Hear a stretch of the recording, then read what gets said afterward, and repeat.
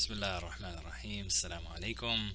Just coming out of a, alhamdulillah, wonderful office hour with Dr. Zohair Abdul-Rahman, a great guest for us to learn about and explore exercise as therapy. What's the role of exercise in terms of our journey to recover, to heal, to be our best selves? And I think one of the most, to me, what I found one of the most important questions I asked towards the very end.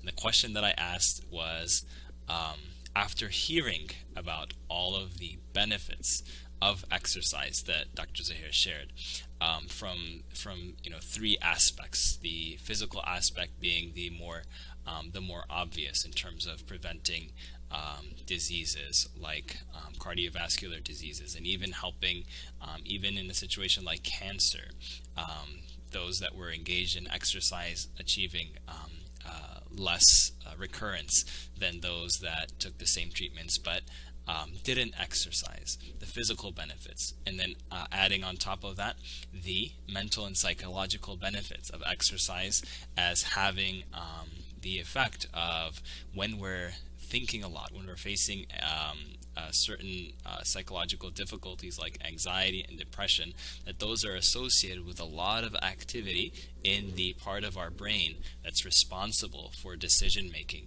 and judgment and functioning, the frontal cortex. And how exercise actually has the effect of shifting the blood from that area of our brain to the area that's responsible for our motor activity. So something like going out for a run, like stress running, that I'm thinking a lot, I'm ruminating, I'm feeling stressed, that just going out and running has a therapeutic effect by shifting the blood, and our heart rate goes up, and we just feel better after exerting ourselves in that way. But on top of that, just as it being a actual recommended therapy for a variety of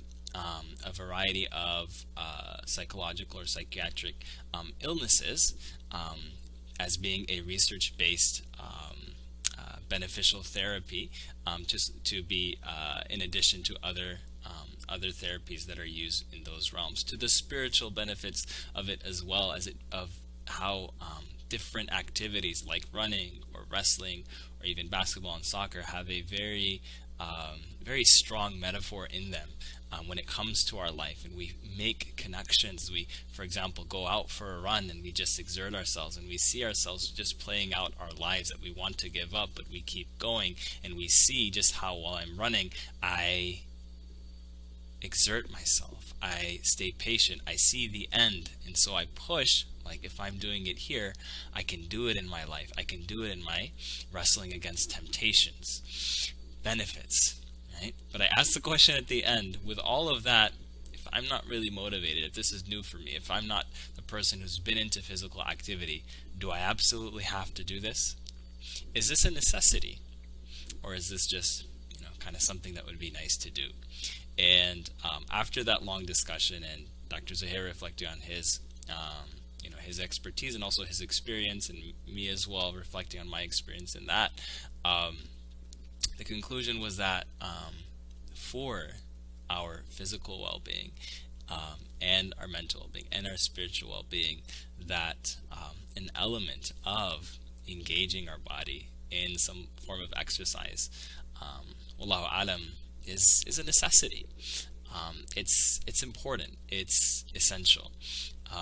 But that being said, there are some pitfalls to be aware of. If this isn't something that's part of your life right now, or if it is and maybe it kind of drifted out of your life and you realize you need to reconnect to it, there are some pitfalls. Or even if it is part of your life, but the approach, if it's a part of your life that sometimes brings you stress, that sometimes brings you difficulty, then I'd like to share just a few pitfalls that were discussed during the course of our discussion as well. And particularly what I want to share is that, in my mind, anytime I say something is something I gotta do, this is something I have to do, then I realize that there's a risk involved with seeing something in that way, At the moment I see something as I'm supposed to be doing it, then, especially if I come from a place of putting myself down, then that becomes something that emotionally is difficult. And when I don't do it, I feel bad. And maybe I start doing it, but I struggle. Then I have this emotional battle that plays out when it comes to exercise, just like the emotional battles that play out when it comes to the other parts of my life. So that's a pitfall to be aware of. That's a pitfall to be careful of. That at the end, inshallah, what can help remedy that is the intention itself. If you're asking yourself, is exercise something I need to prioritize in my life, start building into my life, or is it something I need to make more important? And just keep in mind that what's the purpose and what's the intention behind it. And this came up a lot in the course of our discussion, but you have a life that you're trying to build. You have a connection with Allah subhanahu wa ta'ala that you're trying to build. You have a person that you're trying to be and become. And those are the goals. Those are the ambitions. Those are the motivations. Not somebody just telling you that you're supposed to do this, so it's a checklist on your to-do list. That this is a means, and the tawfiq and the success is from Allah subhanahu wa ta'ala. So approaching it from that way, yes, it's important to the point of, for most of us, if we're able to, it's essential. But if it's not part of my life right now, don't make it something that just makes you feel bad that it's not part of your life. Rather, approach it with some level of openness. There's a lot of discovery to happen here. There's a lot of possibilities.